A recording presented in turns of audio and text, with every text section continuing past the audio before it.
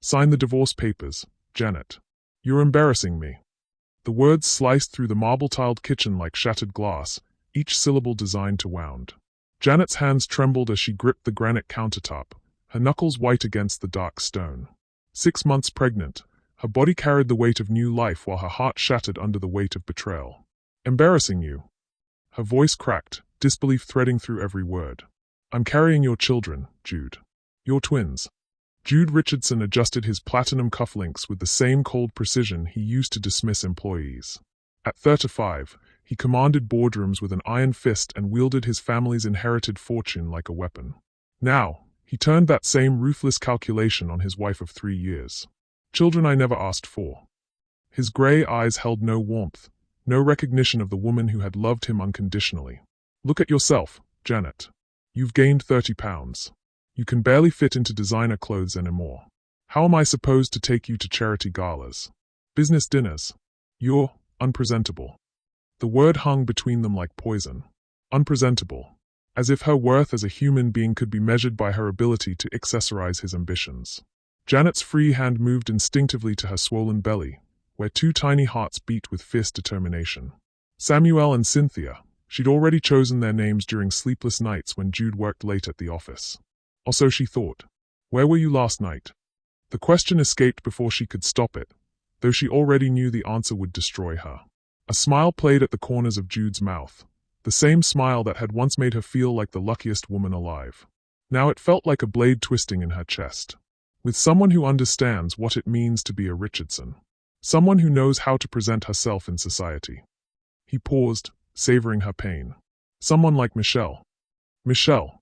Her best friend since college. The woman who had been her maid of honor, who had held her hair back during morning sickness, who had helped her pick out nursery colors just last week. The betrayal hit her like a physical blow, doubling her over as if someone had struck her in the stomach. Michelle. The name came out as a whisper, a prayer to a god who seemed to have abandoned her completely. She's everything you're not, Janet. Sophisticated. Elegant. She knows how to be the wife of a billionaire. Jude's voice carried the finality of a judge pronouncing sentence. The divorce papers are already drawn up. You'll receive a modest settlement, enough to disappear quietly. I suggest you take it. Janet's mind reeled, memories flooding back in cruel clarity. 3 years ago, she'd been a social worker in Detroit, helping families navigate crisis after crisis. She'd met Jude at a charity function where his family's foundation was donating to her nonprofit. He'd pursued her relentlessly, claiming he was tired of shallow society women who only wanted his money. You're different, he'd whispered during their first dance at their wedding. You see me for who I really am. Now she understood. She had seen him for exactly who he was. She'd simply been too blinded by love to recognize the monster behind the charm. The babies, she started, but he cut her off with a dismissive wave. We'll be better off without the Richardson name if their mother insists on dragging it through the mud. His voice turned cold, businessman completing a transaction. Consider this a mercy, Janet. You'll never fit into my world. You never did. Hey, my friend, hope you're doing well. Drop a comment and let me know how you're feeling about this story so far and where you are watching from. Some stories are too close to my heart to share on YouTube. I send those, along with little life lessons and surprises, to my email circle. If you'd like to be part of it, you can join with the link in the description. The front door's chime echoed through the 20,000-square-foot mansion, and Janet's heart stopped. She knew that laugh, bright, musical, the same laugh that had filled their dorm room during late-night conversations about dreams and destiny. Michelle's heels clicked against the marble foyer with confident familiarity. Jude, darling, are you ready for lunch with the Hawthorns? Michelle's voice carried the practiced refinement of someone born into privilege. She appeared in the kitchen doorway like a magazine cover come to life, 6 feet tall in heels, platinum blonde hair swept into a perfect chignon, wearing a cream-colored dress that probably cost more than Janet's old annual salary. Michelle's blue eyes widened with practiced surprise when she saw Janet. Oh, Janet, I didn't know you were here. How are you feeling, sweetheart? The endearment dripped with false sympathy, and Janet realized with horrible clarity that this woman had been planning this moment for months. Much better now, Jude answered for his wife, his arm sliding around Michelle's waist with possessive certainty. Janet was just leaving. The casual cruelty of it stole Janet's breath. 3 years of marriage, reduced to a dismissal. 2 unborn children, erased with a signature. A best friendship stretching back a decade, revealed as elaborate deception. Janet's hands moved to her belly again, and for one impossible moment, she swore she felt both babies kick simultaneously, as if they were already fighting back against the world that would reject them. "I'll be in touch through my lawyers," Jude continued, his attention already shifting to Michelle. "The settlement will be fair. More than fair, considering the circumstances." "What circumstances?" Janet's voice emerged stronger than she felt, surprising all three of them. Jude's expression hardened. "Don't make this uglier than it needs to be, Janet. You knew this wouldn't last. People like us." He gestured between himself and Michelle. "We understand each other. We come from the same world. And people like me." Janet's spine straightened, something dangerous awakening in her chest. "People like you survive. That's what you do, isn't it? Survive." His smile turned predatory. "Consider it a life lesson. The first of many you'll be teaching those children about the real world." Michelle's manicured hand touched Jude's arm, a gesture both intimate and territorial. "We should go, darling. The Hawthorns don't like to be kept waiting." As they moved toward the door, Michelle paused beside Janet, her voice dropping to a whisper only the two women could hear. "I'm sorry it had to be this way. But you have to understand, some of us are meant for this life, and some of us aren't. It's not personal." The door closed behind them with a soft click that seemed to echo through the vast, empty house. Janet stood alone in the kitchen that had never truly been hers, surrounded by luxury that had always felt borrowed, carrying children who would grow up knowing their father had called them a mistake. But as she pressed both hands to her belly and felt the strong, defiant movements of her twins, Janet made a promise that would echo through the next 19 years. "Your father thinks we're unpresentable. Let's show him what unpresentable can become." The divorce papers lay scattered on the counter where she'd thrown them, and for the first time since Jude had spoken those crushing words, Janet smiled. It wasn't a happy smile. It was the smile of a woman who had just discovered she had nothing left to lose, which meant she had everything to gain. Outside, a black Mercedes pulled away from the circular drive, carrying her husband and former best friend toward their perfect life. Inside, Janet Richardson, soon to be Janet Williams again, placed her hands on her belly and began planning for war. The babies kicked again, harder this time, and Janet laughed through her tears. They were fighters already. They had no idea what was coming for them. The Detroit apartment building looked nothing like the Richardson estate.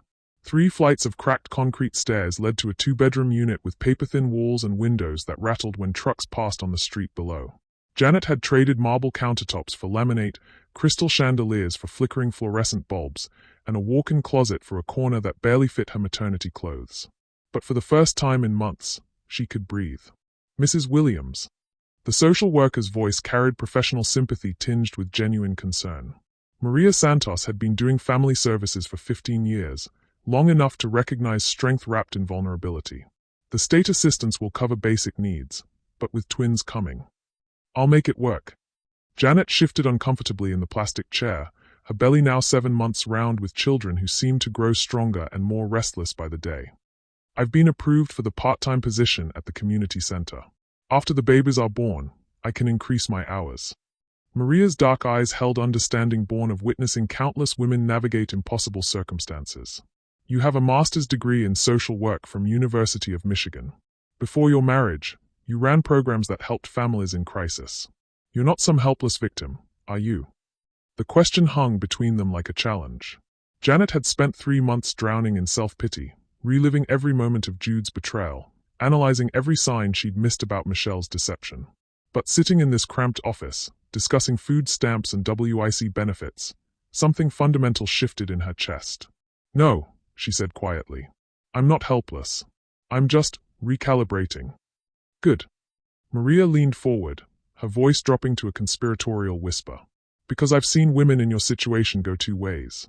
They either disappear into the system and never climb out, or they use the system as a springboard to build something nobody can ever take away from them again."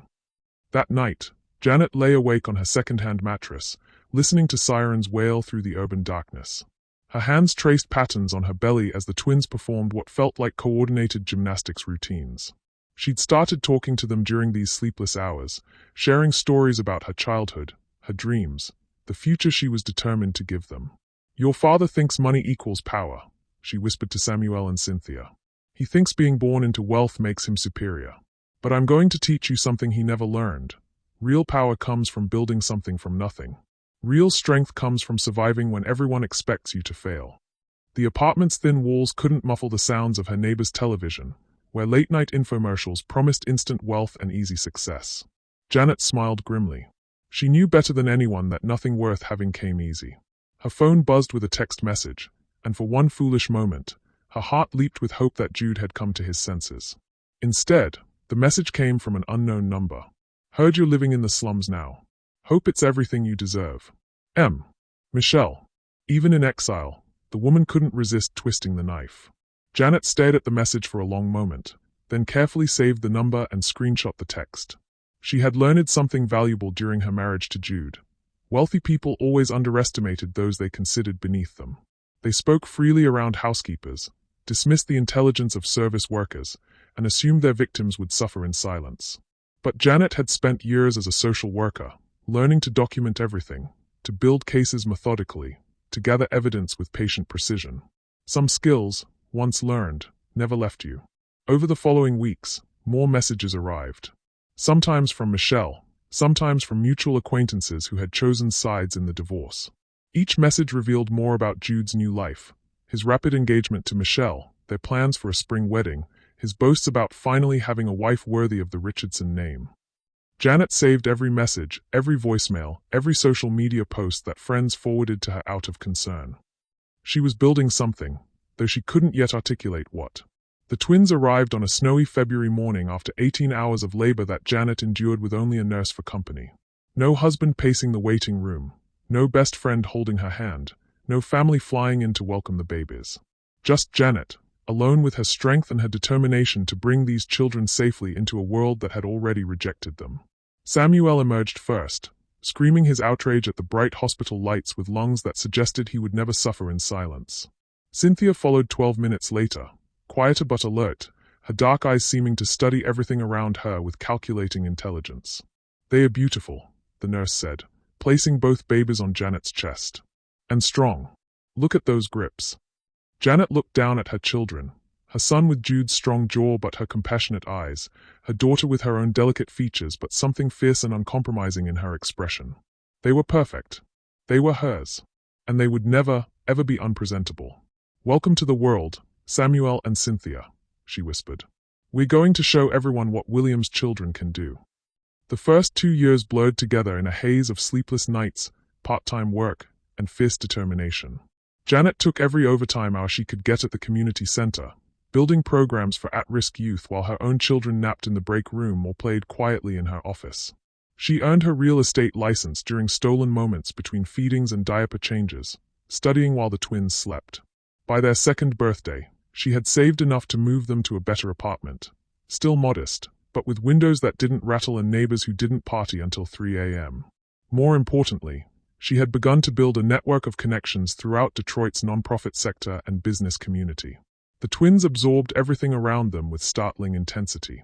Samuel asked endless questions about how things worked: elevators, computers, television, anything with moving parts or electronic components. Cynthia watched people with the focus of a scientist studying specimens, often mimicking adult conversations with eerie accuracy during her pretend play. "Mama," 3-year-old Cynthia announced one evening while Janet balanced the checkbook at their tiny kitchen table. "When I grow up, I'm going to have so much money that mean people have to be nice to me." Janet looked up from her calculations: groceries, rent, daycare, utilities, all carefully budgeted down to the last dollar. "Money doesn't make people be nice, baby. It just makes them pretend to be nice." "Then I'll have so much money I won't care if they are pretending," Cynthia replied with matter-of-fact certainty that would have been chilling from an adult. Samuel, building an elaborate structure from blocks and empty cereal boxes, nodded thoughtfully. "Like a castle. Money is like a big wall that keeps mean people out." Janet set down her pen and really looked at her children, brilliant, determined, already strategizing ways to protect themselves from a world that had hurt their mother. Something cold and proud settled in her chest. "You're right," she said quietly. "Money is protection. Power is protection. But the most important thing is never becoming the kind of people who use those things to hurt others. Like Daddy did to you." Cynthia's question was innocent, but her eyes held an understanding far beyond her years. Janet had been careful never to speak ill of Jude in front of the children, but they were too smart and too observant to miss the obvious conclusions. Their father was wealthy and absent. Their mother worked multiple jobs and cried sometimes when she thought they were asleep. The math wasn't complicated, even for preschoolers. Yes, Janet said simply. Like Daddy did to us. That night, after the twins were finally asleep, Janet sat at her laptop and began researching something she'd been considering for months: graduate programs in business and finance. If her children were going to build walls of protection around themselves, she needed to understand exactly how those walls were constructed.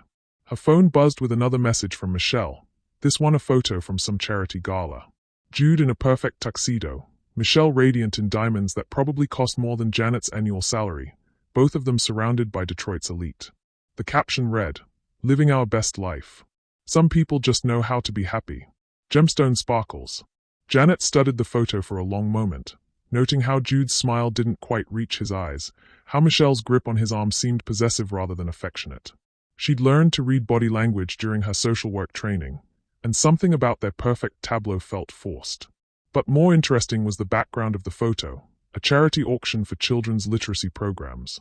The same cause Janet had been passionate about during her marriage, the same work she was now doing from the other side of Detroit's economic divide.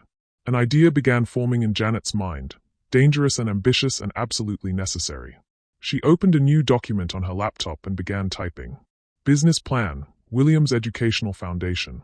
The twins had been asleep for an hour, but Janet worked until dawn, sketching out a vision that would take years to implement but would eventually put her children exactly where they needed to be, not just wealthy, but positioned to face their father as equals. Or better yet, as his superiors. Outside her window, Detroit was waking up, a city that understood the power of rebuilding from nothing, of taking what others had abandoned and transforming it into something strong and lasting. Janet smiled as she saved her document. She was done being unpresentable. It was time to become unstoppable. The letter arrived on a Tuesday morning when the twins were 7 years old, delivered by a courier who made Janet sign 3 different forms before handing over the thick manila envelope. Samuel and Cynthia sat at their small kitchen table, eating cereal and arguing about whose turn it was to feed their goldfish, when Janet's sharp intake of breath made them both look up. Richardson, Hartwell and Associates, she read aloud, her voice carefully neutral. Legal counsel for Jude Richardson. The twins went silent, their spoons suspended halfway to their mouths.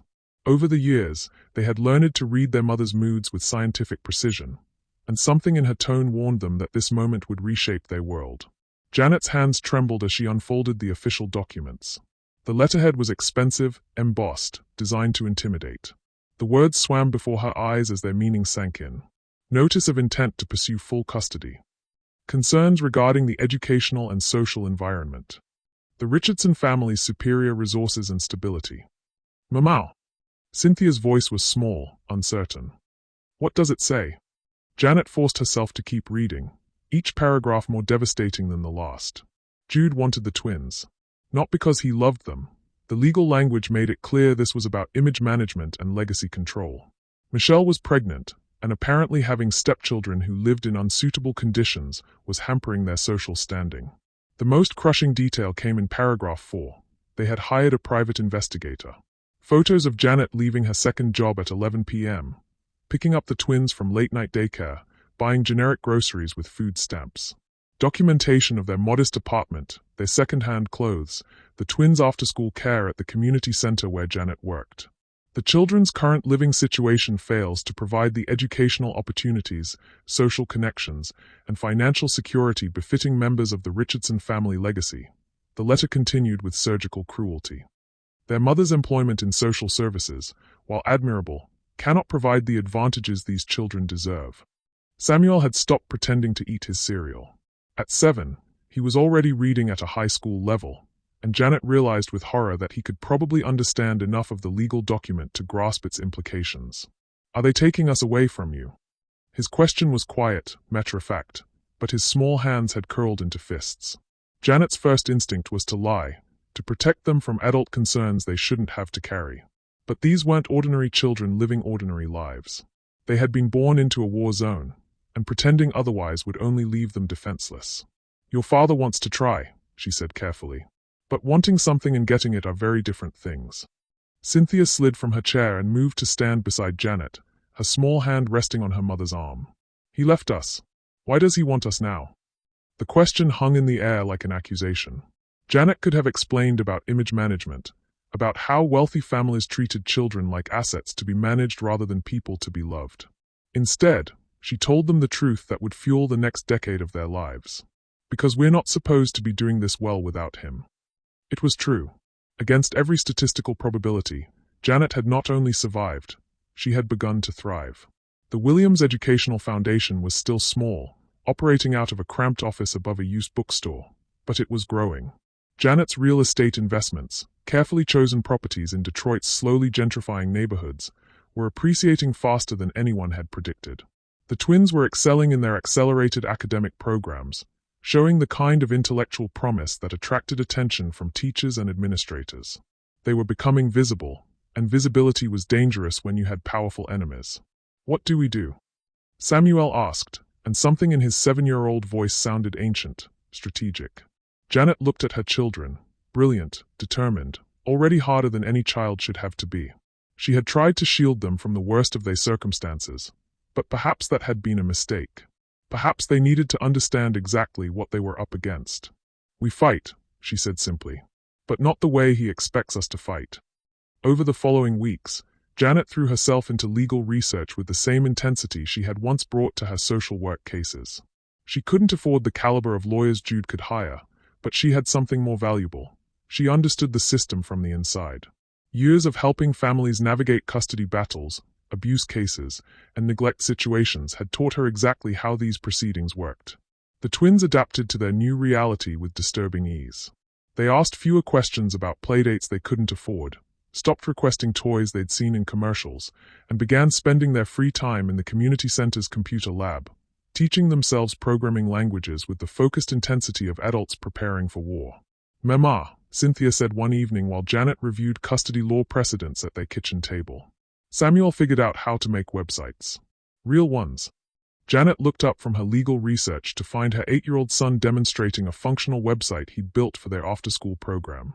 The design was clean, professional, better than many sites she'd seen from established nonprofits.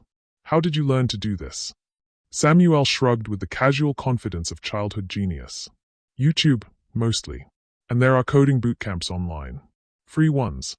He paused, then added with matter-of-fact certainty, I'm going to build something bigger than Daddy's company someday. The custody hearing was scheduled for the following month, but Janet knew the real battle was already underway. Jude's investigators continued documenting their lives, building a case that painted Janet as a struggling single mother unable to provide proper advantages for gifted children. What they missed, what Jude had always missed, was the strength their circumstances were building. The twins weren't just surviving poverty, they were learning to weaponize it. Every limitation became a problem to solve, every disadvantage became motivation to prove their superiority through pure intelligence and determination. The breakthrough came from an unexpected source. Janet's supervisor at the community center, an elderly woman named Dorothy Chen who had been watching Janet's family with growing interest, knocked on her office door one afternoon with a manila folder. I've been making some calls, Dorothy said without preamble, about your ex-husband's business practices. Janet looked up from the scholarship applications she'd been reviewing. What kind of calls? The kind that reveal interesting patterns.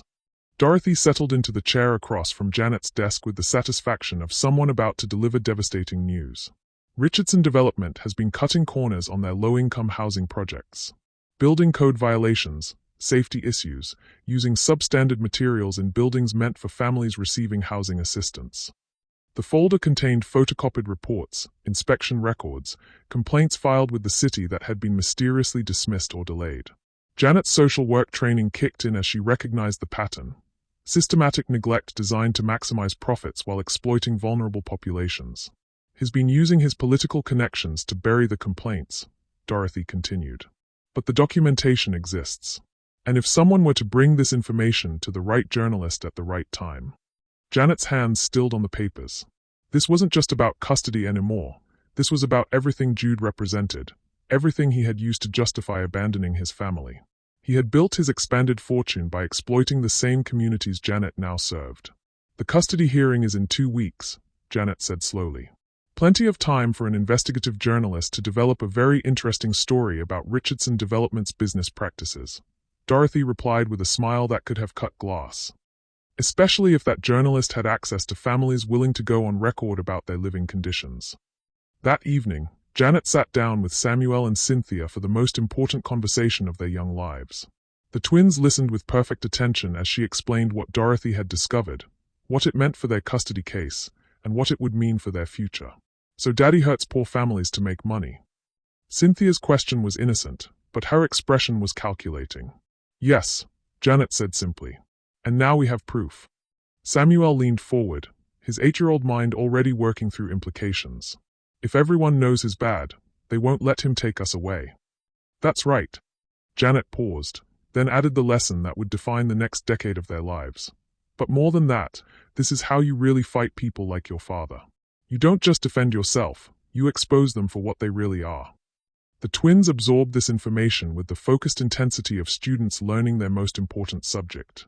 They were no longer just children trying to stay with their mother.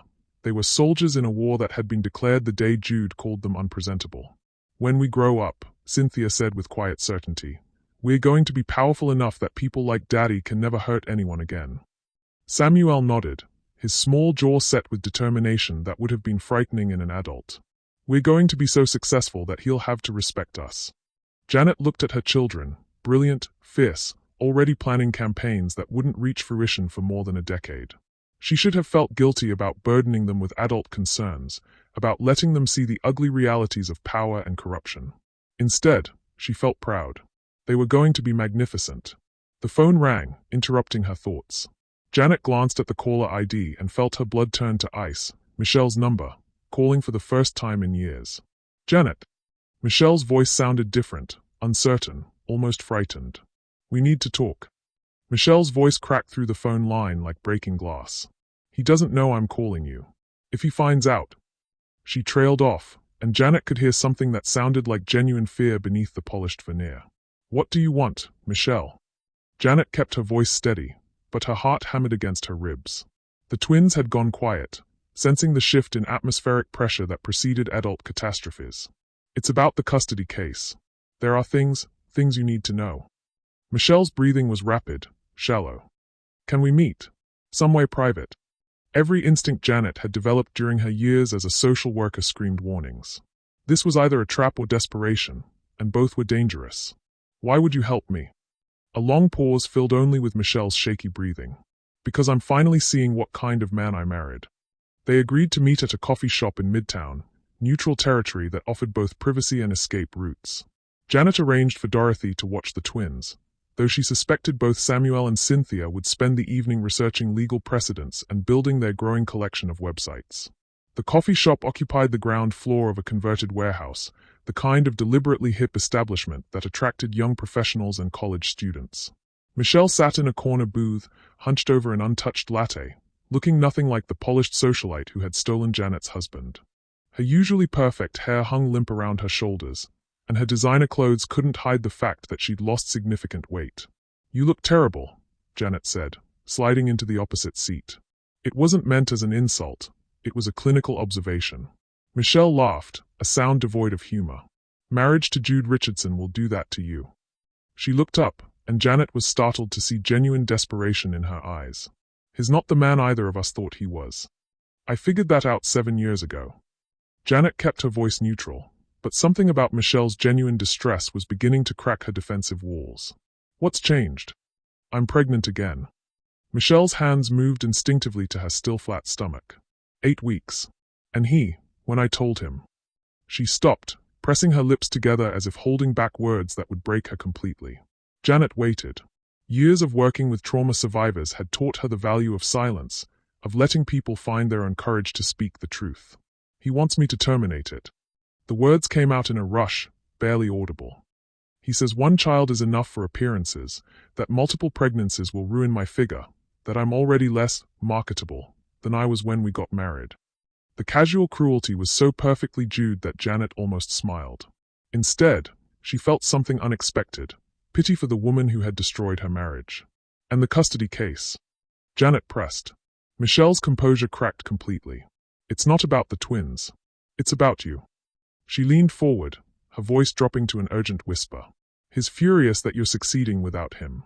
The foundation, the real estate investments, the way people in the nonprofit community respect you. It's everything he said you'd never be able to do. Janet's pulse quickened. She had suspected Jude's motives weren't purely paternal, but hearing it confirmed felt like validation and threat rolled into one devastating package. He hired investigators to find something, anything, he could use to discredit you. When they came back with nothing but evidence of how well you've done, how smart your children are, how respected you've become. Michelle's voice turned bitter. He decided to manufacture a crisis instead. What do you mean? The custody case isn't about winning. Michelle's eyes were wide with the horror of someone who had finally seen behind the mask. It's about destroying you financially and emotionally. He knows you'll spend everything you have fighting for Samuel and Cynthia. He knows it will ruin your foundation, your investments, everything you've built. Even if he loses, especially if he loses, you'll be left with nothing but legal debt and a reputation as a bitter ex-wife who dragged her children through court. The strategy was breathtakingly cruel and utterly brilliant. Janet felt something cold settle in her stomach as she realized how perfectly Jude had played the game. He didn't need to win custody. He just needed to destroy her capacity to continue succeeding without him. Why are you telling me this? Janet asked. Michelle was quiet for a long moment, staring into her cold latte as if it held answers to questions she was afraid to ask. Because I used to be you, she said finally. Before Jude, before all this. I was a teacher. Elementary school, in Lansing. I loved those kids, loved making a difference. I had dreams, plans, a life that meant something. She looked up, and Janet saw her own reflection in Michelle's hollow eyes. The ghost of the woman she might have become if she'd stayed in that marble kitchen, signing those divorce papers, accepting that settlement. He makes you disappear, Michelle continued. Piece by piece, until you don't remember who you were before him. And by then, you're too scared to leave because you don't know if there's anything left of you to salvage. The confession hung between them like a bridge neither woman was sure they could cross. Janet found herself studying Michelle's face, looking for traces of the confident socialite who had stolen her husband, finding only exhaustion and genuine terror. What does he want from me? Janet asked. Accept a settlement. A generous one, enough to pay off your legal fees and disappear quietly. Move somewhere far from Detroit, maybe change your names. Let him tell everyone you realized you couldn't provide the life Samuel and Cynthia deserved. Michelle's voice turned pleading. He just wants you gone, Janet. If you fight this, he'll destroy everything. Your foundation, your reputation, your children's futures. He has the resources to make your life hell for years. Janet was quiet for a long moment, processing the implications. Jude had miscalculated in one crucial way. He thought she was still the woman he had married, someone who could be intimidated into submission. He didn't understand that 7 years of building something from nothing had forged her into someone completely different. And if I refuse the settlement? Michelle's face went pale. Then he'll use everything he has to prove you're an unfit mother. He'll tie you up in court for years, drain your resources, investigate every aspect of your life. He'll find ways to sabotage your work, your investments, your relationships. She paused, then added with quiet horror, He's already started. What do you mean? The community center where you work. He's been making calls to their board members, asking questions about your judgment, your stability. The real estate investments you've been making. He's been approaching your partners, suggesting they might want to reconsider their associations. Michelle's voice dropped to barely above a whisper. He knows about Dorothy's discovery of the building code violations. He's planning to discredit her, claim she's a disgruntled employee with a personal vendetta. Janet felt the world shift beneath her feet. Jude wasn't just threatening her family. He was systematically dismantling everything she'd built, everyone who had supported her journey from broken wife to independent woman. There's more. Michelle's hands were shaking now. He knows about Samuel's websites, about Cynthia's academic achievements. He's going to argue that their exceptional abilities prove they need resources only he can provide. Specialized schools, tutors, opportunities that your modest circumstances can't offer. The twisted logic was perfectly Jude, taking her children's brilliance and using it as evidence of her inadequacy as a mother. Janet felt rage building in her chest, hot and clean and absolutely focused. He thinks he's checkmated you, Michelle continued. Accept the settlement and lose your children's respect forever, or fight and watch him destroy everything you've built while still losing them in the end.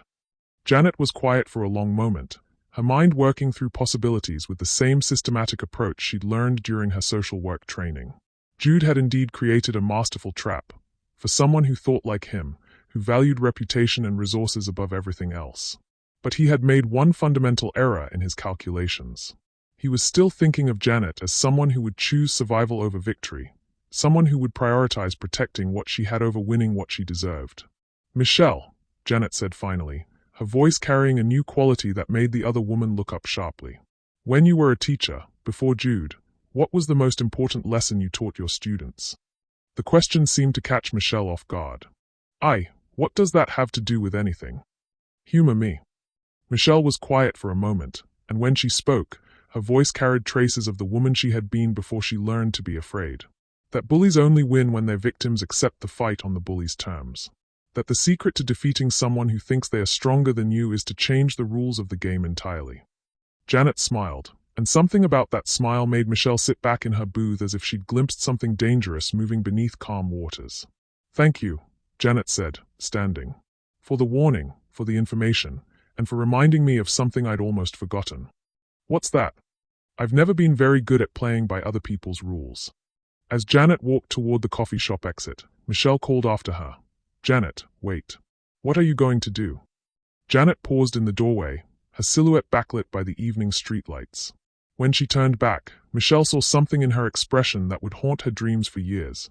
The look of someone who had just realized they held all the cards in a game their opponent didn't even know they were playing. "I'm going to teach my children the most important lesson of their lives," Janet said quietly. "That sometimes the only way to win is to become more dangerous than the people trying to destroy you." The door closed behind her with a soft chime, leaving Michelle alone with her untouched latte and the growing certainty that she had just witnessed the moment Janet Williams declared war on the entire Richardson empire. Outside, Janet pulled out her phone and dialed Dorothy's number. The twins would be finishing their homework by now, probably working on some new project that would astonish their teachers and terrify their father. It was time to show them what their mother had learned about changing the rules of the game. "Dorothy, it's Janet. Cancel the lawyer for tomorrow. We're not playing defense anymore." The Detroit Free Press hit newsstands at 6 a.m. on a Thursday morning, but by 5:30, Janet's phone was already ringing. Samuel and Cynthia sat at their kitchen table, sharing a bowl of cereal and watching their mother's face transform as she answered call after call. "Richardson Development, Empire Built on Exploitation," screamed the front-page headline, accompanied by photos that made Janet's chest tighten with savage satisfaction. Jude's professional headshot from some charity gala, juxtaposed against images of cracked walls, broken plumbing, and families living in conditions that violated every building code in the city. "Mama," Cynthia said, her 8-year-old voice carefully neutral, "is Daddy in trouble?" Janet looked at her daughter, brilliant, calculating, already learning to read the subtext of adult warfare, and decided the time for protection was over. These children needed to understand exactly what they were capable of accomplishing when they stopped playing by other people's rules. "Yes, baby. Daddy's in very big trouble." The article was devastating in its thoroughness. Dorothy's carefully collected evidence, combined with testimony from dozens of families who had been living in Richardson Development properties, painted a picture of systematic exploitation that made Jude look like a cartoon villain. But the real masterpiece was the financial investigation that followed. How Richardson Development had used city housing assistance programs to maximize profits while providing substandard living conditions for Detroit's most vulnerable residents. Samuel looked up from where he'd been reading the article on Janet's laptop, his young face serious. He took money meant to help poor families and kept it for himself. That's exactly what he did. Janet sat down between her children, feeling the weight of the moment. And now everyone knows. The phone rang again. This time, the caller ID showed a number Janet recognized. "Michelle." "Don't answer it," Cynthia said quietly. "She's probably calling for him." But Janet was curious about what Jude's wife might have to say now that her husband's empire was crumbling in real time. She answered on the 4th ring. "Janet." Michelle's voice was barely above a whisper, and Janet could hear what sounded like breaking glass in the background. "Oh my God, Janet, what have you done?" "I changed the rules," Janet replied calmly. "Like you taught me." "He knows I talked to you." The words came out in a rush, desperate and terrified. His destroying everything. My clothes, my jewelry, everything he ever bought me. He says I betrayed the family, that I'm just like you, worthless and disloyal. More crashes echoed through the phone, and Janet heard Michelle's muffled sob. The sound should have brought satisfaction, but instead, Janet felt only cold calculation. Jude was spiraling, which meant he was about to become exponentially more dangerous. "Where are you now?" Janet asked. "Locked in the bathroom." I've never seen him like this." Michelle's voice broke completely. "The phones haven't stopped ringing. Reporters, investigators, business partners demanding explanations. The charity board is meeting tomorrow to discuss removing his family's foundation from their partnership. Janet, his whole world is falling apart." "Good," Janet said simply, and meant it. "You don't understand. When men like Jude lose everything, they don't just disappear quietly. They take everyone down with them." Michelle's breathing was rapid, panicked. He's already called his lawyers. Not the custody lawyers, the criminal ones. He's going to claim you fabricated evidence, that you're part of some conspiracy to destroy him. He's going to make you pay for this. Janet looked at Samuel and Cynthia, who were listening to every word with the focused attention of students taking notes. Her children deserved to understand that real victory required accepting real consequences. "Let him try," Janet said. "I'm not the same woman he divorced 7 years ago." "Janet, please," Michelle started, but the line went dead as the sounds of splintering would suggested Jude had broken down the bathroom door. Janet set down her phone and looked at her children. "Pack your school bags. We're going to Dorothy's house tonight." "Are we hiding?" Samuel asked, his voice steady despite the gravity of the situation. "No," Janet replied, already moving toward their small closet to gather essentials. "We're regrouping. There's a difference." The twins moved with practiced efficiency, gathering homework and laptops with the calm focus of people who had learned early that life could change without warning. As they packed, Janet explained the next phase of their war. "Your father is going to try to hurt us now. Not through the courts. That strategy died with this morning's newspaper. He's going to get desperate, which means he's going to get sloppy. And when powerful people get sloppy, they give you weapons you can use against them." Cynthia paused in stuffing her backpack with books. "What kind of weapons?" "The kind that end wars permanently," Janet replied, zipping up her own bag. "But first, we have to survive the next few days." They reached Dorothy's house just as the evening news began broadcasting special reports about Richardson development. The elderly woman welcomed them with grim satisfaction and a pot of coffee strong enough to fuel military campaigns. "How long before he figures out it was us?" Dorothy asked, settling into her living room chair with the air of a general reviewing battle plans. "He already knows." Janet accepted a mug of coffee and watched Samuel help Cynthia set up their homework station at Dorothy's kitchen table. "Michelle told him she talked to me, and Jude's not stupid enough to believe in coincidences. So what's his next move?" Janet was quiet for a moment, thinking through the psychology of a man who had built his identity around control and superiority, now watching both crumble in public.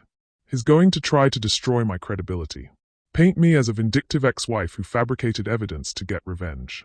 He'll use his connections to pressure the investigation, claim the families we interviewed were coached or bribed. Will that work? It might have, if I hadn't spent 7 years building relationships in this community. If the twins weren't already known as exceptional students with perfect academic records. If I hadn't documented every interaction with Jude and Michelle since the divorce." Janet took a sip of coffee, feeling the caffeine sharpen her focus. "But most importantly, it won't work because Jude's about to make the biggest mistake of his life." Dorothy raised an eyebrow. "Which is?" "He's going to underestimate Samuel and Cynthia." As if summoned by their names, both twins looked up from their homework. At 8 years old, they had learned to listen to adult conversations with the intensity of spies gathering intelligence. "Mama," Samuel said carefully, "can we tell you about the project we've been working on?" Janet felt something shift in the air, the same electric tension that preceded lightning strikes. "What project?" Cynthia and Samuel exchanged a look that contained entire conversations Janet couldn't decode. Then Cynthia opened her laptop and turned the screen toward her mother. "We've been building something," she said simply, "for when we got old enough to fight back." The screen showed a website more sophisticated than anything Janet had seen from professional firms. Clean, elegant, powerful, and devastating in its implications. The header read, "The Richardson Truth Project." "We've been collecting information for 3 years," Samuel explained with the matter-of-fact tone of someone discussing the weather. "Every time Daddy or Michelle posted something on social media, every news article about Richardson development, every public record we could access through the library's databases. Janet scrolled through pages of meticulously documented evidence, financial records, property listings, social media screenshots, news articles, all organized with the precision of a federal investigation. But the most damaging section was labeled personal correspondence. "How did you get these?" Janet asked, staring at what appeared to be private messages between Jude and various business associates. "Michelle never changed her social media passwords after she got married," Cynthia replied with an 8-year-old's casual relationship to privacy boundaries. "She uses the same password for everything, Jude and Michelle 2016. Her email auto-syncs to her social media accounts." Janet felt her blood turn cold. "You've been reading Michelle's emails." "Only the ones about us," Samuel said defensively. "We wanted to know what they were saying about our family." The twins had stumbled into the kind of intelligence goldmine that professional investigators spent years trying to develop. Jude's communications with city officials, his strategies for managing the custody case, his private complaints about his marriage to Michelle, all captured in digital amber, ready to be weaponized. "Children," Dorothy said quietly, "do you understand what you've done?" Cynthia nodded solemnly. "We've been preparing for war. Just like Mama taught us." Janet stared at her 8-year-old children, brilliant, ruthless, already thinking 3 moves ahead in a game most adults couldn't even see. She should have felt horrified by their casual invasion of privacy, their systematic preparation for a battle they shouldn't have had to fight. Instead, she felt proud. "Show me everything," she said. For the next 2 hours, Samuel and Cynthia walked their mother and Dorothy through 3 years of careful intelligence gathering. They had documented Jude's business practices, his personal relationships, his private communications with frightening thoroughness. They had built profiles of his associates, mapped his financial networks, even tracked his charitable giving to identify potential pressure points. "This is professional-level opposition research," Dorothy said, genuine awe in her voice. "These children have built a more comprehensive file on Jude Richardson than most private investigators could assemble in a year." "We had time," Samuel replied with a shrug. "And we had motivation." The phone rang, interrupting their planning session. Dorothy answered, her expression growing grave as she listened to the caller. "That was my contact at the Free Press," she said after hanging up. "Jude's lawyers have filed an emergency motion claiming the newspaper article was based on fabricated evidence. They are demanding a retraction and threatening to sue for libel." Janet felt her stomach drop. A successful libel suit could destroy everything. The newspaper would be forced to retract the article, discredit their sources, and possibly face criminal charges for knowingly publishing false information. "But we have proof," Cynthia said, confusion clear in her voice. "Everything in the article is true." "Truth isn't always enough," Janet replied grimly. "Sometimes the people with more money and better lawyers get to decide what's true." Samuel closed his laptop with decisive finality. "Then it's time to change the rules again." He looked at his mother and sister with an expression that belonged on someone decades older, someone who had learned that the world only respected strength and that mercy was a luxury they couldn't afford. "Mama, do you want to win this war or do you want to fight it fair?" Janet looked into her 8-year-old son's eyes and saw her own reflection, transformed by necessity into someone who would do whatever it took to protect her family. The woman who had signed those divorce papers 7 years ago was finally, completely dead. "I want to win," she said quietly. Samuel smiled, and for the first time, Janet saw Jude's ruthlessness reflected in her child's face. But where Jude's cruelty was born from entitlement and ego, Samuel's calculation came from love and justice. "Then tomorrow, we show Daddy what happens when he tries to destroy the wrong family." Outside Dorothy's window, Detroit glittered in the darkness, a city that understood the power of rebuilding from ashes, of taking what others had abandoned and forging it into something unbreakable. Janet looked at her children and realized they had inherited more than just Jude's intelligence and her resilience. They had inherited the fury of every person who had ever been told they were worthless, combined with the skills to make that fury devastatingly effective. The real war was about to begin. The emergency custody hearing was scheduled for 8 a.m. on a Friday morning, exactly 48 hours after the Free Press article had detonated Jude's carefully constructed world.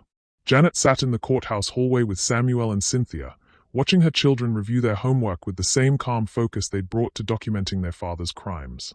"Mrs. Williams." A young man in an expensive suit approached their bench, his expression carefully neutral.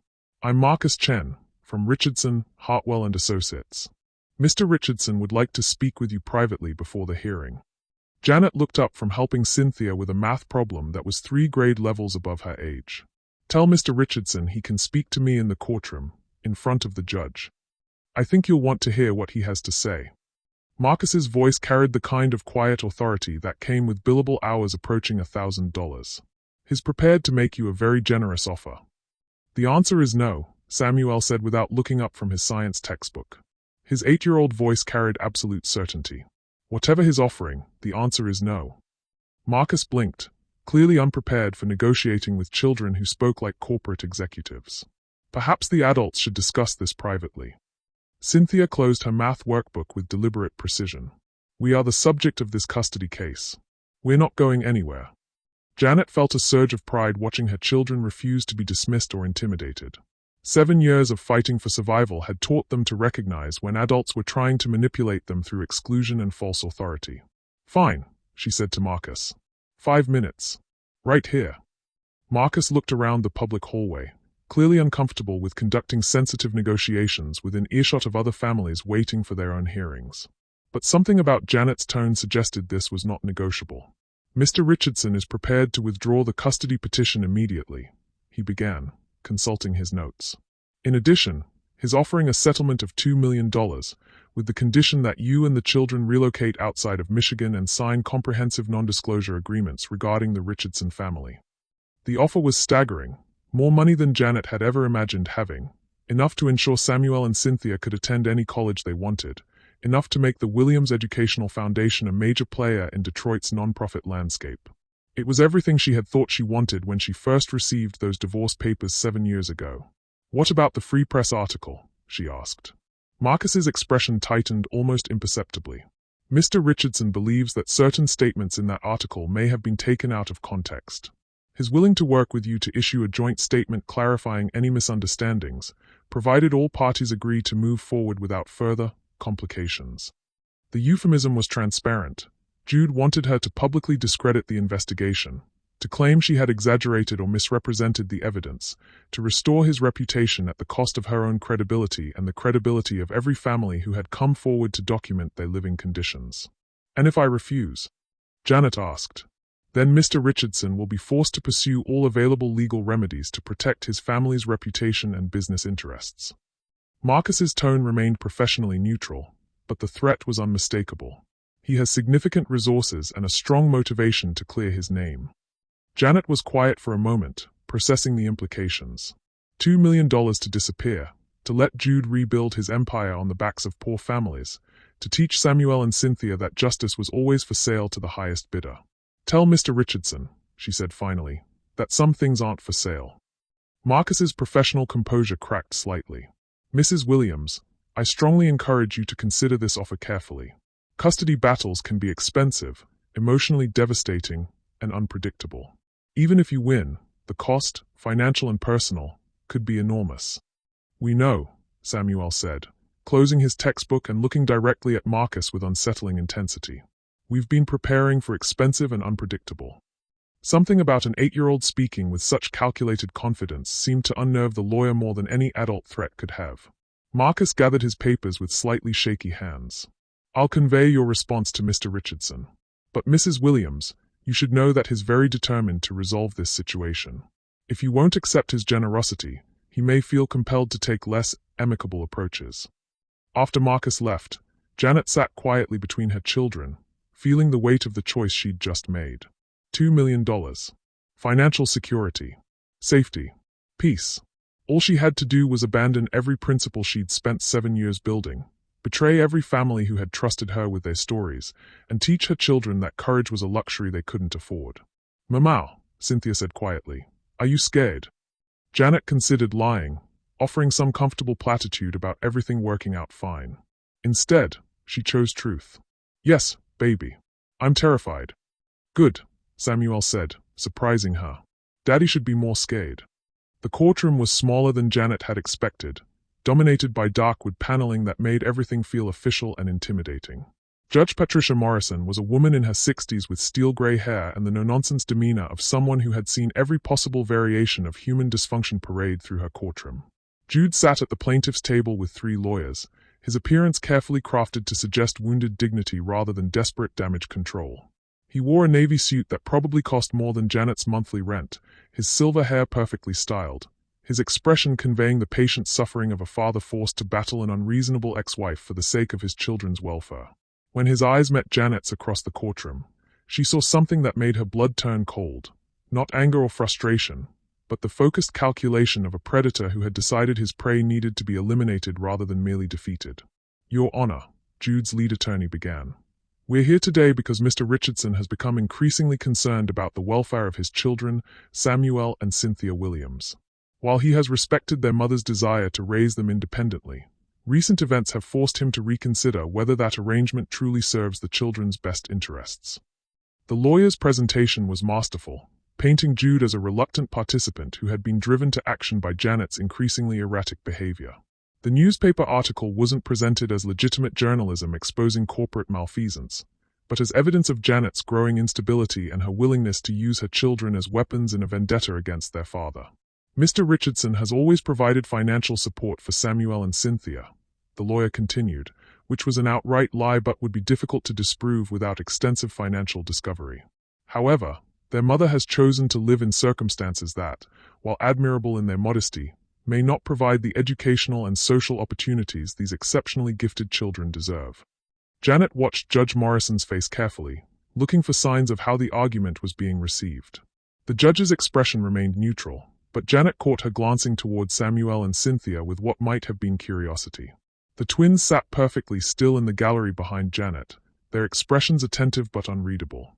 They had dressed in their best clothes, second-hand but clean and well-fitting, and their homework was stacked neatly beside them as if they were prepared to complete their studies regardless of how long the proceedings lasted.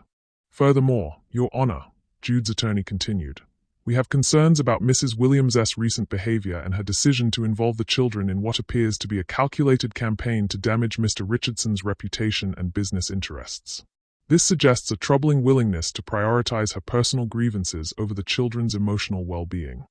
The accusation hung in the courtroom air like smoke, and Janet felt the carefully constructed case for her fitness as a mother beginning to crumble. She had one attorney, a public defender who specialized in family law and had agreed to take her case pro bono, against Jude's team of specialists who had spent weeks preparing for this moment. When it was Janet's turn to present her case, her attorney did his best with limited resources. He talked about her stability, her work in the community, the children's academic achievements and obvious emotional health.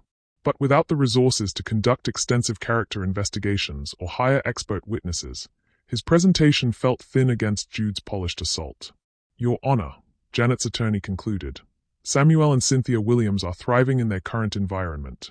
They are academically gifted, emotionally stable, and clearly devoted to their mother. Mr. Richardson's sudden interest in custody appears to be motivated more by personal animosity than paternal concern." Judge Morrison looked thoughtful, but Janet could see the calculation in her eyes. Family court judges were trained to prioritize children's welfare, and on paper, Jude's resources and stability made a compelling argument. "I'd like to speak with the children," Judge Morrison announced. "In my chambers, without the parents present." Janet's heart stopped. She had prepared Samuel and Cynthia for this possibility, but 8-year-olds were unpredictable under pressure, even brilliant 8-year-olds. If they said the wrong thing, revealed too much about their intelligence gathering or their understanding of adult conflicts, they could inadvertently provide Jude with exactly the evidence he needed to win. "Your Honor," Jude's attorney interjected smoothly. "Given the sensitive nature of this case and the children's young age, perhaps a child advocate should be present to ensure their interests are protected." Janet's attorney started to object, but Judge Morrison held up a hand. "That won't be necessary. I've been doing this for 23 years, counselor. I think I can handle a conversation with 2 8-year-olds. As Samuel and Cynthia followed the bailiff toward the judge's chambers, Janet felt the last threads of her control slipping away. Everything they had built, everything they had fought for, everything they had sacrificed, all of it now depended on 2 children's ability to navigate an adult conversation that would determine the course of their lives. Jude turned in his seat to watch the twins disappear through the chamber doors, and Janet saw something in his expression that made her understand why Michelle had locked herself in that bathroom. This wasn't just about custody anymore. It was about total victory. He didn't just want to win. He wanted to destroy her so completely that she would never be able to threaten him again. But as the heavy doors closed behind Samuel and Cynthia, Janet found herself thinking about something her son had said the night before. Daddy should be more scared. In that moment, sitting in a courtroom where she was about to lose everything that mattered to her, Janet realized her 8-year-old children might understand something about warfare that she was only beginning to grasp. Sometimes the most dangerous opponents were the ones who had nothing left to lose. The question was, what did Samuel and Cynthia know that she didn't? The wait stretched into eternity. Janet sat in the courtroom's rigid wooden chair, listening to the clock above Judge Morrison's bench tick away the minutes that would determine her children's futures. 30 minutes. 4 to 5. An hour. Beside her, Janet's attorney shuffled papers nervously, clearly as mystified as everyone else by the extended private conference. Jude's legal team maintained their professional composure, but Janet caught them exchanging increasingly concerned glances. Whatever they had expected from 8-year-old children, it apparently wasn't taking this long to extract. Finally, the chamber doors opened. Judge Morrison emerged first, her expression unreadable but somehow different, as if she had entered those chambers expecting one conversation and experienced something else entirely. Samuel and Cynthia followed, walking with the same calm dignity they had maintained throughout the morning, but Janet noticed something new in their posture. They looked like soldiers returning from a successful mission. "We'll resume shortly," Judge Morrison announced, settling behind her bench. "I need a few minutes to review some materials." Janet's heart hammered as her children took their seats behind her. She turned to search their faces for clues about what had transpired in that private room, but both twins maintained the neutral expressions they had perfected over years of navigating adult conflicts. "How did it go?" Janet whispered. Samuel leaned forward slightly. "We told her the truth. All of it." Cynthia's small hand squeezed Janet's shoulder. "She asked us what we wanted, so we showed her." Before Janet could ask what that meant, Judge Morrison called the court back to order. Her demeanor had shifted in some fundamental way, the professional distance replaced by something that looked like barely contained shock. After speaking extensively with Samuel and Cynthia, Judge Morrison began, her voice carefully measured. "I have some concerns about this case that extend beyond the immediate custody question." She paused, looking directly at Jude. "Mr. Richardson, are you familiar with the website called the Richardson Truth Project?" The color drained from Jude's face so completely that Janet thought he might faint. His attorneys exchanged frantic glances, clearly hearing this information for the first time. "Your Honor," Jude's lead attorney stammered, "we're not sure what relevance." "The relevance," Judge Morrison interrupted with ice in her voice, "is that your client's 8-year-old children have presented me with 3 years' worth of documented evidence of corporate malfeasance, personal correspondence revealing systematic exploitation of vulnerable families, and what appears to be a coordinated campaign to discredit their mother for exposing these practices." Janet felt the world tilt beneath her feet. Samuel and Cynthia had shown Judge Morrison everything, not just their intelligence gathering, but the full scope of their father's crimes and his attempt to use the custody case as a weapon against their mother. Jude half rose from his chair. "Your Honor, those are private communications, obtained by your children through social media accounts belonging to your wife, who apparently uses easily guessed passwords and has her email synchronized to platforms that your technologically gifted son was able to access." Judge Morrison's voice carried the cold precision of someone reading a criminal indictment. "I'm not sure what's more concerning, Mr. Richardson, the content of those communications, or the fact that your 8-year-olds felt compelled to conduct a 3-year investigation into their father's business practices." Janet turned to stare at her children with something approaching awe. They hadn't just been preparing for this custody battle. They had been building a comprehensive case that could destroy Jude's entire empire. And they had just handed it to a family court judge who had the power to act on it. Furthermore, Judge Morrison continued, "I find it deeply troubling that a father seeking custody of his children appears to have filed this petition not out of genuine concern for their welfare, but as part of a strategy to financially and emotionally devastate their mother for exposing his questionable business practices."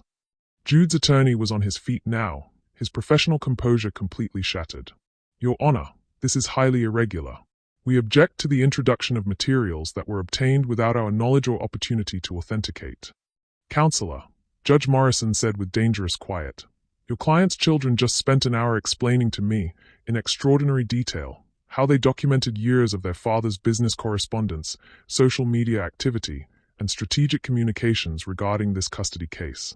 They showed me financial records, property management documents, and personal messages that paint a very disturbing picture of systematic exploitation. She leaned forward, her gaze fixed on Jude like a laser sight. More importantly, they explained why they felt compelled to gather this information, because they were afraid their father would try to take them away from their mother as punishment for her exposing his crimes. The courtroom was dead silent. Janet could hear her own heartbeat, could feel the seismic shift occurring in real time as 3 years of her children's secret preparation finally detonated. "Your Honor," Jude said, his voice strangled. "Surely you can't give credence to materials compiled by children who couldn't possibly understand." "Oh, they understand perfectly, Mr. Richardson." Judge Morrison's smile was sharp enough to cut glass. "In fact, Samuel just walked me through the technical process he used to access and document your wife's communications. He also explained the legal concept of admissible evidence with more precision than I've heard from some attorneys who practice in my courtroom." Janet felt tears burning her eyes, not of sadness, but of fierce pride in children who had spent years preparing for a war they should never have had to fight. "Cynthia," Judge Morrison continued, "provided me with a detailed analysis of how your business practices specifically target families receiving housing assistance, maximizing profits while providing substandard living conditions. She also explained, using actual financial documents, how you've used city programs designed to help poor families as a mechanism for personal enrichment." Jude was no longer the polished businessman who had entered the courtroom that morning. He looked like exactly what he was, a man watching his carefully constructed world collapse in real time. "But what concerns me most," Judge Morrison said, her voice dropping to barely above a whisper, "is what Samuel told me when I asked him what he wanted from this custody case." She paused, letting the weight of the moment settle over everyone present. He said, "Your Honor, we don't want our father to have custody of us. We want him to face consequences for the families he's hurt. And we want our mother to be safe from him forever." The words hit Janet like a physical blow. Her 8-year-old children hadn't just been fighting for the right to stay with her. They had been fighting to protect her from Jude's systematic campaign of destruction. "Your Honor," Jude's attorney made one last desperate attempt. "Surely the court recognizes that children of this age cannot be expected to make such sophisticated decisions about their own welfare." "Counselor," Judge Morrison interrupted, "your client's children just demonstrated more sophisticated understanding of family law, corporate accountability, and evidence documentation than I typically see from law school graduates. They are clearly exceptional, and they have made their preferences abundantly clear." She stood, her decision evident in every line of her posture. "The petition for custody is denied. Furthermore, I am ordering a full investigation into the business practices detailed in the materials these children have provided. I am also issuing a restraining order preventing Mr. Richardson or any representatives of his business interests from contacting Mrs. Williams or her children outside of court-approved channels." Janet felt the world snap back into focus. They had won. Not just the custody case, but everything. Jude's attempt to destroy her foundation, his campaign to discredit her work, his systematic exploitation of vulnerable families. Her children had not only protected their family, they had potentially brought down his entire empire. But Judge Morrison wasn't finished. "Mr. Richardson, I want to be very clear about something. Your children spent the last hour explaining to me how they have been living in fear that you would try to take them away from their mother as punishment for her exposing your business practices. That kind of systematic intimidation of a family is unconscionable." She leaned forward, her voice carrying the full weight of judicial authority. "If you or anyone acting on your behalf attempts to interfere with this family's life in any way, through business pressure, social intimidation, or any other means, I will hold you in contempt of court and pursue criminal charges for harassment and intimidation. Do I make myself clear?" Jude nodded weakly, but Janet could see something dangerous flickering in his eyes. This wasn't over. Men like Jude Richardson didn't accept defeat gracefully. They simply changed tactics. As they gathered their belongings to leave the courtroom, Samuel tugged on Janet's sleeve.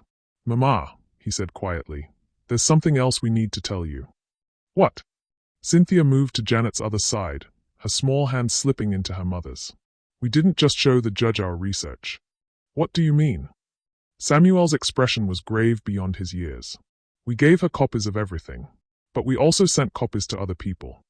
Janet felt a chill run down her spine. "What other people?" "The FBI," Cynthia said matter-of-factly. "The IRS. The Detroit Housing Commission. The Michigan Attorney General's office." She paused, then added with the casual precision of a child reciting a grocery list, "and the Washington Post." Janet stared at her 8-year-old children, finally understanding the full scope of what they had orchestrated. This wasn't just about winning a custody case or protecting their family. They had launched a coordinated assault on Jude's entire empire, using every legal and journalistic resource they could access. "When?" Janet whispered. "3 days ago," Samuel replied. "Right after you decided we were going to change the rules." As they walked out of the courthouse, Janet realized her children had taught her something profound about the nature of real victory. It wasn't enough to survive Jude's attacks or even to defeat them. True victory required ensuring he would never have the power to hurt anyone else again. Behind them, she could hear Jude's frantic voice as he tried to comprehend the magnitude of what 2 8-year-olds had just unleashed on his world. Ahead of them lay a future where Samuel and Cynthia Williams would grow up knowing that sometimes the most dangerous opponents were the ones who fought not for themselves, but for justice. And Janet Williams, no longer the broken woman who had signed divorce papers 7 years ago, finally understood that her children hadn't just inherited her resilience and their father's intelligence. They had inherited something far more powerful: the absolute certainty that they would never again allow anyone to call them unpresentable. The phone call started at 6 a.m., 3 days after the custody hearing.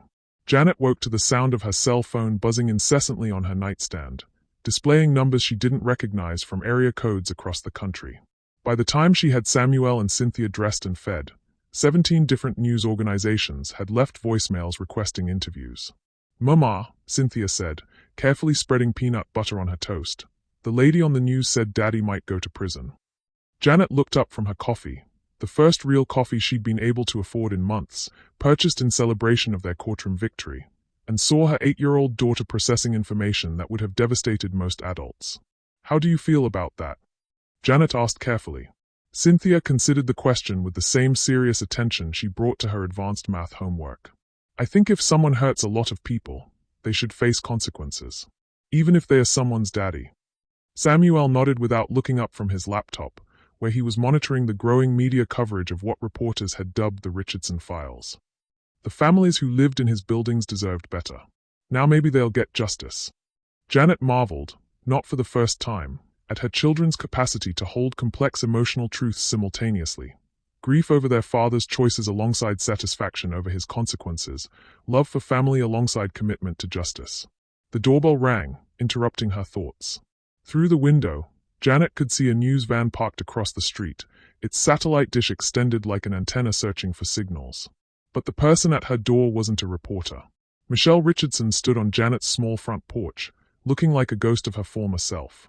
Her designer clothes hung loosely on her diminished frame, her once perfect hair pulled back in a simple ponytail, her face bare of the makeup that had once been her armor. Most startling of all, her left eye was surrounded by fading bruises that no amount of concealer could completely hide. "Please," Michelle said when Janet opened the door. "I need to talk to you. All of you."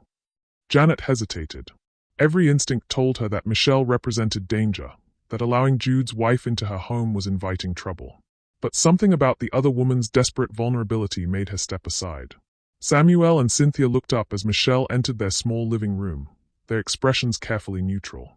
Over the years, they had learned to evaluate adults not by their words or appearances, but by their actions and their capacity to cause harm. "I wanted to thank you," Michelle said, addressing the twins directly, "for what you did in that courtroom. For stopping him." "We didn't do it for you," Cynthia replied with 8-year-old directness. "We did it for the families he was hurting."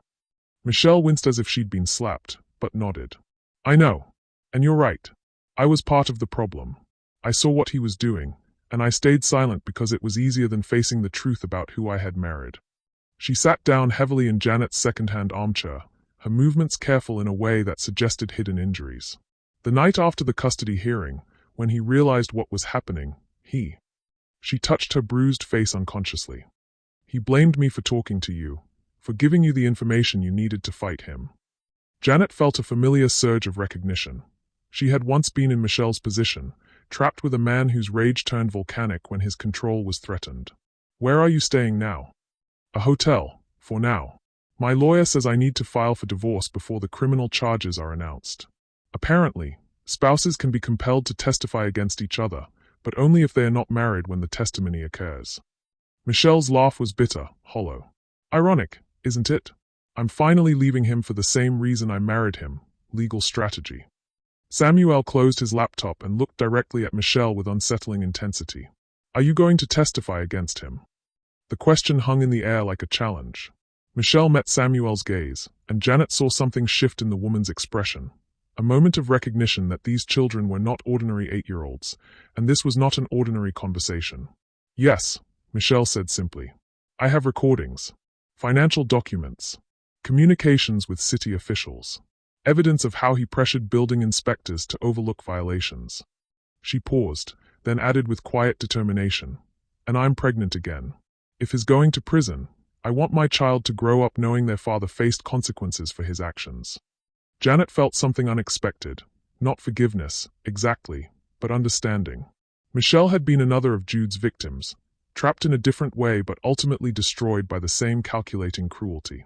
There's something else, Michelle continued, her voice dropping to barely above a whisper. About the custody case, about why he really wanted Samuel and Cynthia. The twins exchanged glances that contained entire conversations Janet couldn't decode. We know, Cynthia said quietly. You know what? Samuel reopened his laptop and turned the screen toward the adults. We've been monitoring his communications for 3 years. We know exactly why he wanted custody of us. The screen showed what appeared to be a private message thread between Jude and someone identified only as RH_legal. Janet read the messages with growing horror. The Williams brats are becoming a problem. Mother's Foundation is gaining too much influence in the non-profit sector. If we can get custody, we can control their narrative about the family, maybe even use their academic achievements for positive PR. More importantly, if they are living with us, she loses her primary motivation for activism. Hard to be a crusader for poor families when your own children are living in luxury. Worst case scenario, we send them to boarding school in Switzerland.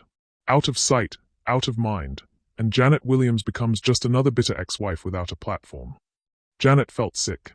Jude hadn't wanted his children out of love or even genuine concern for their welfare. He had wanted to use them as weapons against her, to neutralize her growing influence by removing her motivation for fighting. He never intended to be a real father to us, Samuel said with matter-of-fact calm. He wanted to use us to control you. Michelle was crying now, quiet tears streaming down her bruised face. I helped him plan it. In the beginning, I thought it was about giving you children better opportunities.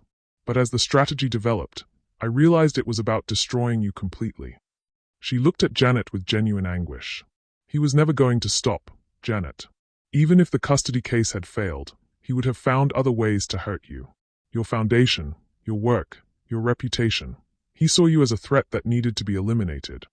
Janet absorbed this revelation with surprising calm. Some part of her had always known that Jude's abandonment 7 years ago hadn't been about her weight gain or her unsuitability for his social circle. It had been about control, and when he lost control over her, he had spent years planning ways to reclaim it. But you stopped him, Michelle continued, turning to address Samuel and Cynthia. Not just the custody case, but everything. The FBI investigation, the Housing Commission review, the tax audit. By the time all the agencies you contacted finish their investigations, he'll be facing criminal charges in multiple jurisdictions. Samuel nodded with satisfaction that would have been disturbing in an adult. We didn't want him to have the opportunity to hurt anyone else the way he hurt our family. The phone rang, interrupting the conversation. Janet recognized the number, Dorothy from the community center. Janet, Dorothy's voice crackled with excitement through the phone speaker. You need to turn on channel 7. Now. Janet fumbled for the remote, clicking through channels until she found the local news. The screen showed a familiar face, Agent Sarah Martinez from the FBI's white-collar crime division, standing behind a podium bristling with microphones. Following an extensive investigation initiated by information provided to this office, federal agents this morning executed search warrants at Richardson Development Headquarters and the personal residences of company executives, Agent Martinez announced with professional precision. We have uncovered evidence of systematic fraud involving federal housing assistance programs, tax evasion, and conspiracy to defraud the United States government. The camera cut to footage of FBI agents carrying boxes of evidence from Jude's downtown office building, the same gleaming tower where he had once bragged about closing deals that would change Detroit's skyline. Additionally, Agent Martinez continued, Richardson development executives are facing charges related to building code violations, safety violations, and the systematic exploitation of families receiving federal housing assistance. The estimated damages exceed $50 million. Janet stared at the television screen, watching her ex-husband's empire collapse in real time. 7 years ago, she had signed divorce papers and accepted a modest settlement, believing she was powerless against his wealth and connections. Now, her 8-year-old children had orchestrated the complete destruction of everything he had built. The investigation was initiated following information provided by concerned citizens who documented years of questionable business practices, Agent Martinez concluded. This case demonstrates the importance of community involvement in holding powerful individuals accountable for their actions. Samuel clicked off the television and looked at his mother with calm satisfaction. Concerned citizens, he repeated with a small smile. Michelle was staring at the twins with something approaching awe. You did all of this. 2 8-year-olds brought down a $50 million empire. We had help, Cynthia said modestly. Mama taught us about justice and standing up for people who can't protect themselves. And Daddy taught us about documentation and evidence gathering, even if he didn't mean to. Janet felt tears burning her eyes, not of sadness, but of overwhelming pride in children who had transformed their father's lessons in cruelty into weapons for justice. They had taken his intelligence and her compassion and forged something unprecedented. The absolute refusal to accept a world where powerful people could hurt others without consequences. The phone rang again. This time, the caller ID showed a Manhattan area code. Mrs. Williams. The voice was crisp, professional, unfamiliar. This is Rebecca Chen from the MacArthur Foundation. We've been following the recent news coverage of your family's situation and your work with the Williams Educational Foundation. We'd like to discuss potential funding opportunities for your organization. Janet nearly dropped the phone. The MacArthur Foundation, one of the most prestigious charitable organizations in the country, known for supporting innovative social programs and exceptional individuals working for social change. I'm sorry, Janet managed. Could you repeat that? The foundation is particularly interested in supporting programs that demonstrate community impact and innovative approaches to systemic problems. Your work with housing advocacy, combined with your children's remarkable demonstration of civic engagement, suggests exactly the kind of initiative we like to support. After the call ended, Janet sat in stunned silence. Not only had Samuel and Cynthia's actions brought down Jude's corrupt empire, they had elevated her own work to national attention. The Williams Educational Foundation, which had operated out of cramped offices with minimal funding, was suddenly being courted by organizations with the resources to transform it into a major force for social change. Mama, Samuel said quietly, there's something else we need to tell you. Janet looked at her son, wondering what other revelations her remarkable children had been keeping. What is it? Cynthia opened her laptop and showed Janet a website she'd never seen before. Professional, elegant, comprehensive. The header read, The Williams Legacy Project. We've been building this for 2 years, Cynthia explained. It documents everything, Daddy's crimes, the families he hurt, the investigation, the trial. But more importantly, it shows how people can fight back against corruption and win. Janet scrolled through pages of meticulous documentation, not just about Jude's downfall, but about her own journey from abandoned wife to successful advocate. The twins had turned their family's story into a comprehensive case study in resistance and redemption. We're going to publish it tomorrow, Samuel said, along with a resource guide for other families dealing with powerful people who think they can't be held accountable. Janet stared at her children, finally understanding the full scope of their vision. They hadn't just been fighting for their own family's survival, they had been building a blueprint for others to follow, a demonstration that even 8-year-olds could bring down corrupt empires if they were smart enough, determined enough, and principled enough. You're going to change the world, she said softly. We already did, Cynthia replied with matter-of-fact confidence. Now we're going to teach other people how to do it too. Outside Janet's small apartment, news vans lined the street and reporters waited for interviews. Inside, a family that had once been called unpresentable was planning their next campaign in the war against injustice. Jude Richardson had taught them that power could be used to hurt people. Janet Williams had taught them that love could survive anything. But Samuel and Cynthia Williams had learned something neither parent could have taught them alone. That real power came from refusing to accept a world where cruelty went unpunished and justice was reserved for those who could afford it. The revolution had begun, and it was being led by two 8-year-olds who had discovered that the most dangerous opponents were the ones who fought not for themselves, but for everyone. 19 years later, the boardroom windows of Williams Technology Solutions stretched floor to ceiling, offering a panoramic view of downtown Detroit's transformed skyline. Where abandoned buildings had once stood like broken teeth against the horizon, gleaming towers now rose toward Lake Huron, their surfaces reflecting the morning sun like mirrors proclaiming the city's resurrection. Samuel Williams stood at those windows, his custom-tailored suit perfectly fitted to the tall, lean frame he'd inherited from his father, but his expression carrying the quiet strength that was purely his mother's legacy. At 27, he commanded technology markets that hadn't even existed when he was 8 years old, building artificial intelligence systems that revolutionized how nonprofits tracked and assisted vulnerable populations. The Richardson Industries acquisition is final, his assistant announced from the doorway. All assets have been transferred to Williams Holdings. The bankruptcy court approved the sale this morning. Samuel nodded without turning from the window. Somewhere in this city, Jude Richardson, who had spent the last 15 years moving between minimum security federal facilities and halfway houses, was learning that his former empire now belonged to the children he had once called unpresentable. Cynthia entered the boardroom with the efficient grace she'd perfected during her years as a federal prosecutor specializing in white-collar crime. Her reputation for dismantling corrupt business empires had earned her the nickname the Scalpel among defense attorneys who had learned to fear her surgical precision in court. "How does it feel?" she asked Samuel, joining him at the window. "Like completing a circle," Samuel replied quietly. "But not the end we originally planned." They had spent their teenage years and early 20s building parallel empires. Samuel in technology, Cynthia in law, always with the shared goal of one day confronting their father as his equals. They had imagined a dramatic boardroom scene where they would strip him of his power and force him to acknowledge their superiority. Instead, time and federal prison had reduced Jude Richardson to a hollow echo of his former self. The man who had once commanded Detroit's business elite now lived in a studio apartment, surviving on Social Security and the occasional construction job his parole officer helped him find. "Remember when we thought revenge meant making him bow to us?"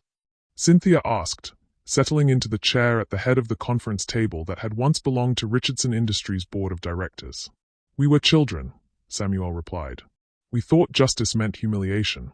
The truth was more complex and ultimately more satisfying. Over the past 19 years, the twins had discovered that real victory wasn't about destroying their father.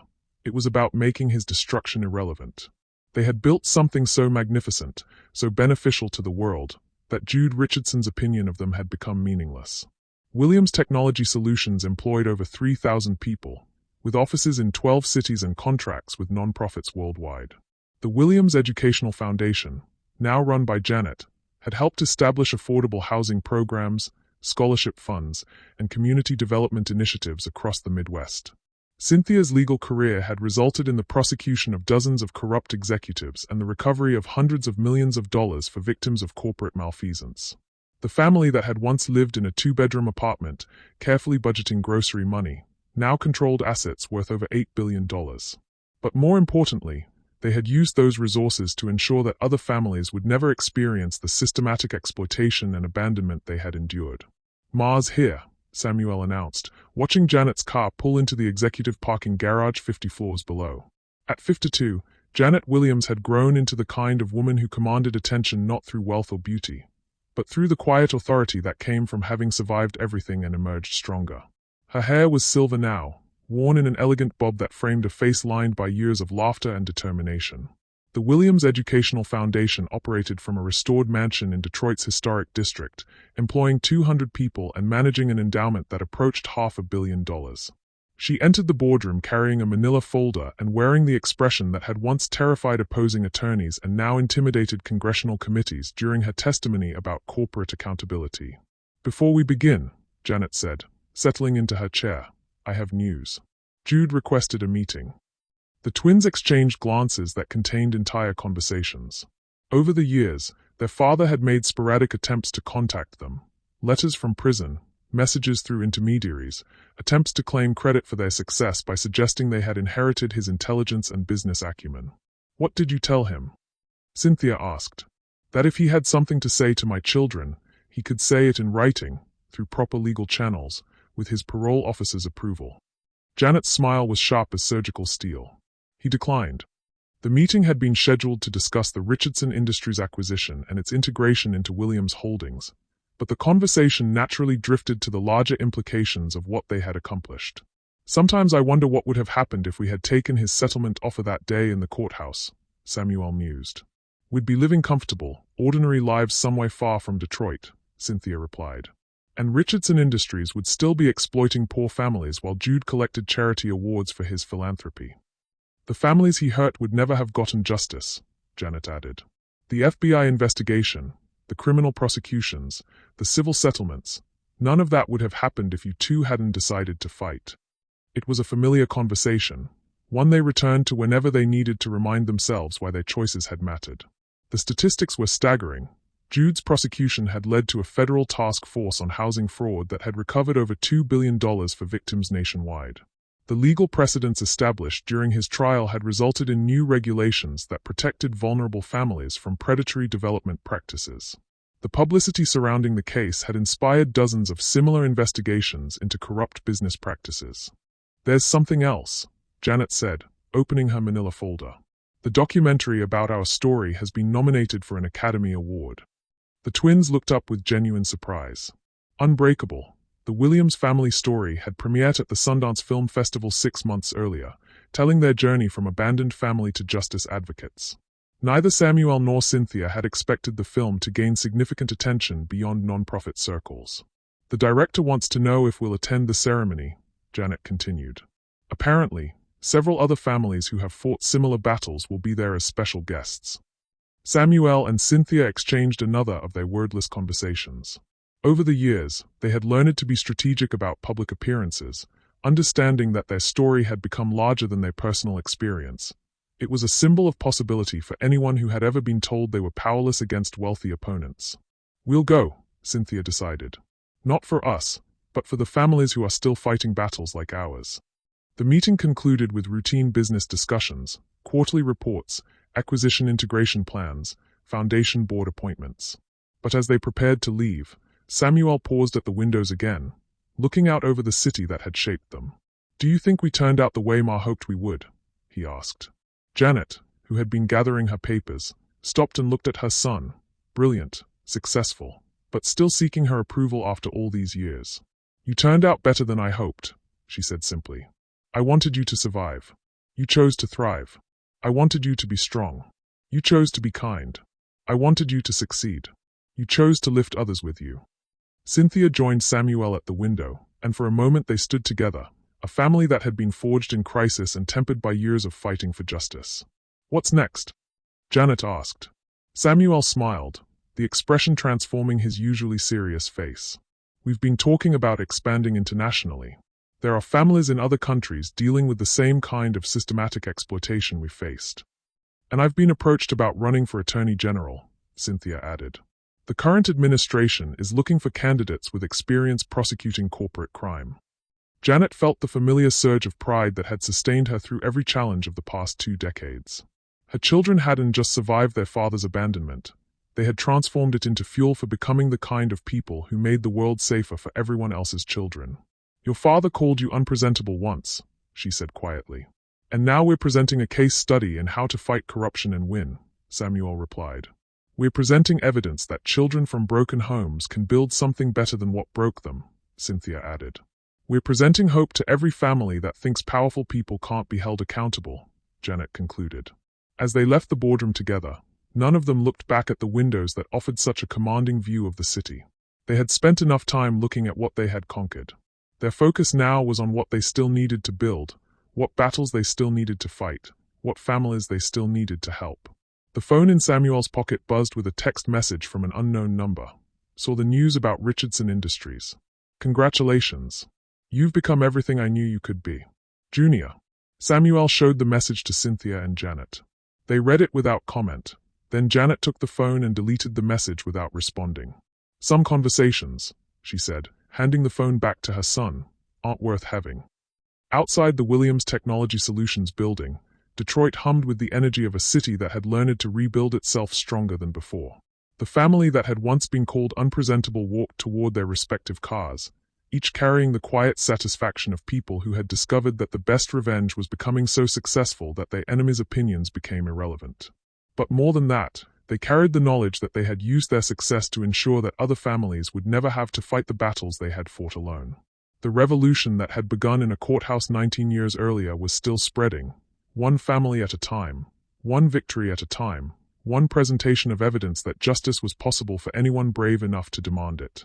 As Cynthia had learned to say during her closing arguments, "Ladies and gentlemen of the jury, some people are born to wealth and privilege. Others are born to adversity and struggle.